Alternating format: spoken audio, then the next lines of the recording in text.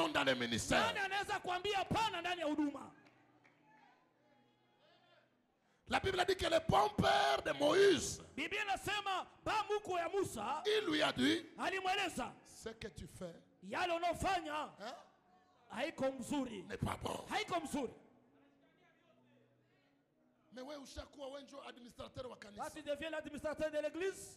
Wenjo caissier. C'est toi le caissier de l'église. Wenjo comptable. Comptable de l'église. Wenjo prophète. C'est toi le prophète de l'église. Wenjo apôtre. C'est toi l'apôtre de l'église. Wenjo bishop. C'est toi le bishop de l'église. Et puis tu dis, na baada unasema, il n'y a personne qui peut parler ici sauf moi. Qui est ta source?